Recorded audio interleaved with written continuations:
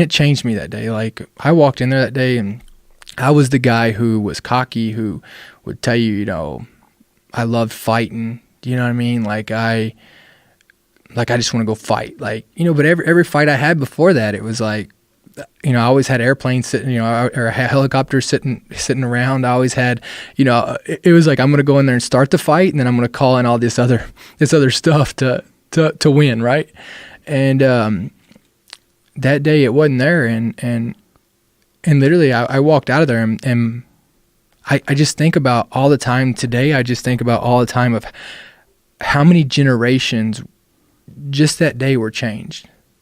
How many generations of people's lives were changed. All my teammates died, so they'll never have kids. That generation stopped. Their families forever so many lives were changed that day by that piece. And guess what? And everybody in America had no clue what was going on. Like, right now, there are U.S. troops. Somebody wondering if they're going to be able to come home and see their family again. That's reality. Whether you want to ignore it or not, like, that's reality. And that was me, September 8, 2009. And it was just it was a chaotic day. It's amazing how you could have thousands of days in your life, and one day changes the way you look at everything. One day changes the way you look at everything. And, and like the further I go on, I look at it different. I always talk about this story of, whenever this guy came up behind me, and I ended up killing him with a rock. And I always remember, I see it every night. Like, I remember, like, I just see his face. And like, because there was a point that I feel like that anybody that, whether they're injured or anything, like, they realize they're defeated. I don't know. I just think there's a point when you look at somebody and they know they're going to die. And I'll never forget that. And now I look at it and I see it, and I always think that, like, this guy is a son to somebody. His mother and father are going to miss him. This guy, he believes in his cause as much as I do. He doesn't believe he's wrong. This guy,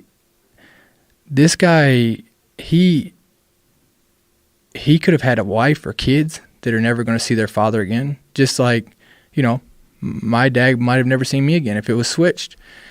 And really, I don't even know. I don't hate him. I don't even know this guy. We're just here at this place right now because we were born in two different countries. Were you out of weapons? Were you out of ammo? He had came up and he started choking me. I had shot him once before, and I was trying to pick my buddy Dada Lee. My one of my closest Afghans, Dada Lee, had been shot. He had been killed, and I came around this terrace to get him, and I was on my knee, and this guy came up behind me, and so he didn't have a weapon either. No, he did. He had a weapon, and I ended up shooting him from the ground, and I thought he was dead when he fell on the ground, and I kind of moved down and got down with Dada Lee because I was still getting shot at from this machine gun up on this hill, and I was trying to make myself small as I could, and this guy ends up coming up and choking me. Like, I thought he was dead.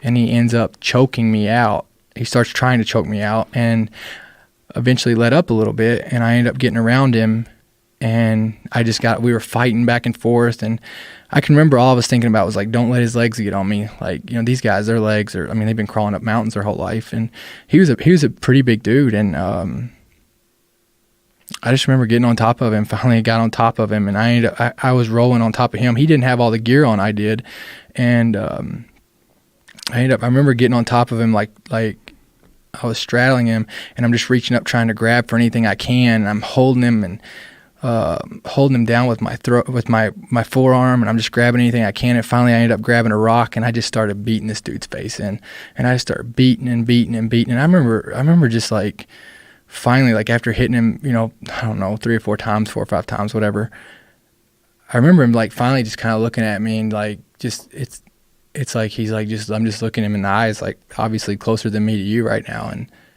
you just see all the You can tell, like, he knows where this is going. And I always think about that, you know. Obviously, I would kill him a million times over again, right? He was the enemy. Like, I don't feel bad about that part of it. But I just think about, like, in that moment,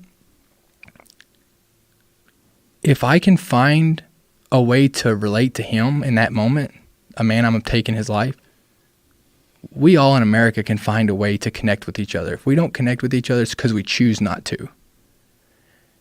I don't care what your differences are. Like, find a reason of why we can get along, not why we should not get along. Right. And I always think about that moment, you know, of this guy, and, you know, he obviously ended up dying, and what it showed me is that no cause that you have that's built on hate will survive. I didn't hate this guy. I didn't even know him, but I was willing to take his life because of what I loved. And that's what we have to build our lives and our foundation on, is not being angry and hating each other, but because we love the cause that we believe in so much. Does that make sense? It does make sense. I understand what you're saying.